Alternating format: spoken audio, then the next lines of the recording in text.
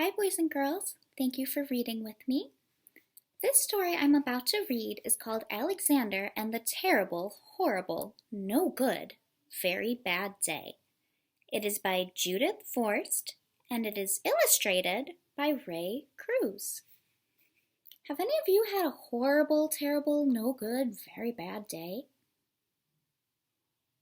If you have, it's totally normal. I've had some bad days too sometimes. So we will read about Alexander's day and how he fixed it. All right.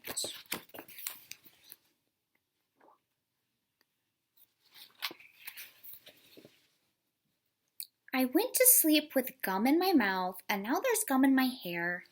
And when I got out of bed this morning, I tripped on the skateboard, and by mistake, I dropped my sweater in the sink while the water was running. And I could tell it was going to be a terrible, horrible, no good, very bad day.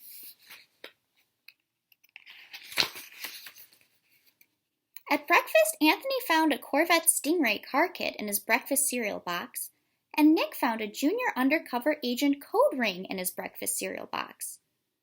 But in my breakfast cereal box, all I found was breakfast cereal. I think I'll move to Australia.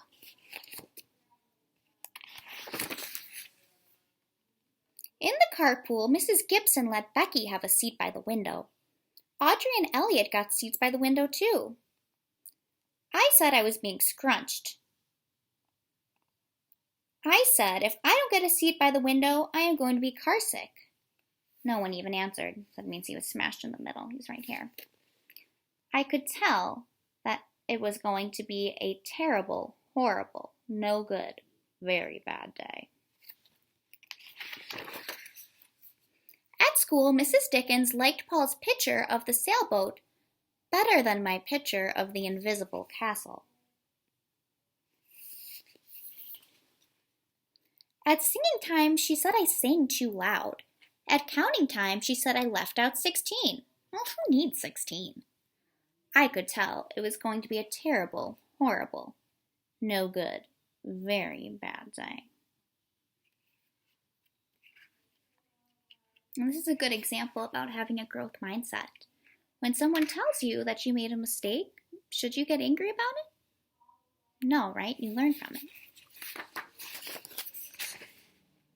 I could tell because Paul said I wasn't his best friend anymore. He said that Philip Parker was his best friend and that Albert Moyo was his next best friend and that I was only his third best friend. Is that nice to say to anyone? No, right? I hope you sit on a tack, I said to Paul. I hope the next time you get a double-decker strawberry ice cream cone, the ice cream part falls off the cone and lands in Australia. He likes Australia.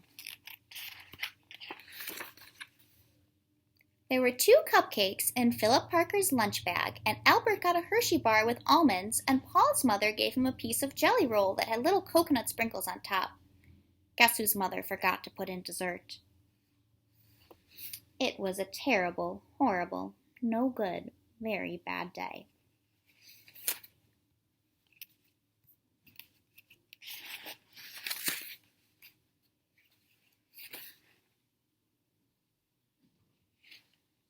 That's what it was, because after school my mom took Saul to the dentist, and Dr. Fields found a cavity just in me.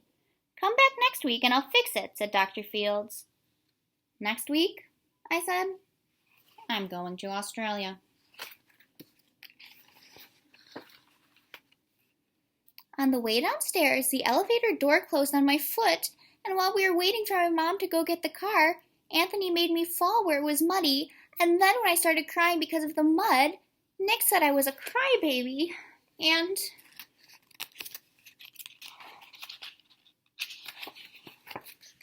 while I was punching Nick for saying crybaby, my mom came back with the car and scolded me for being muddy and fighting. I am having a terrible, horrible, no good, very bad day. I told everybody. No one even answered. Anyone feel kind of sorry for Alexander? Right? Because no one's listening to them. Have you ever felt even more frustrated when you're already feeling angry or sad because you felt like no one was listening to you? I know I have before. So that's a good lesson to try to listen to people and help them out.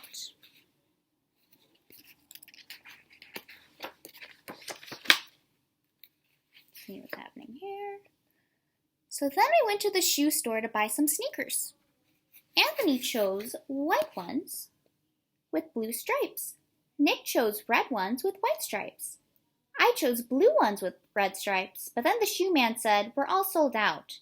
They made me buy plain old white ones, but they can't make me wear them.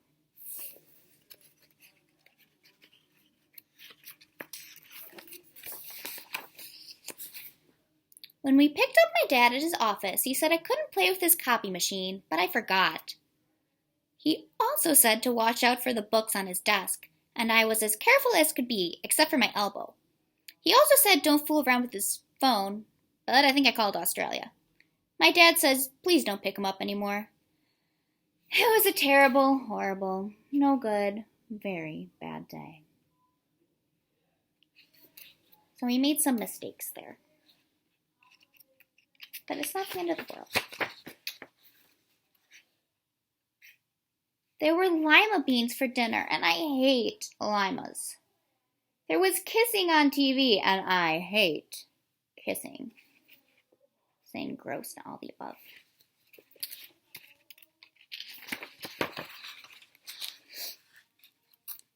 Okay, now where is he at right now? Looks like he's taking a bath.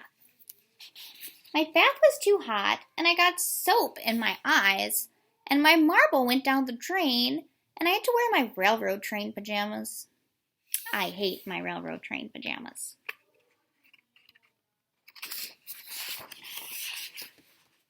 When I went to bed, Nick took the pillow he said I could keep, and the Mickey Mouse nightlight burned out, and I bit my tongue.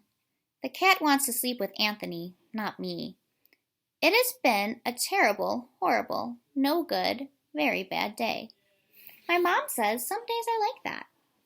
That's true. Some days I like that.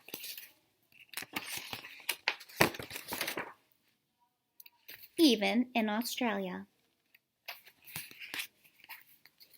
So some days I like that. Do you think he has a terrible, horrible, no good, very bad day every day? No, right? Sometimes you'll have some bad days, and that's okay. But every day is a new day and a chance to try again and to learn from your bad days and to never give up. Thanks for listening.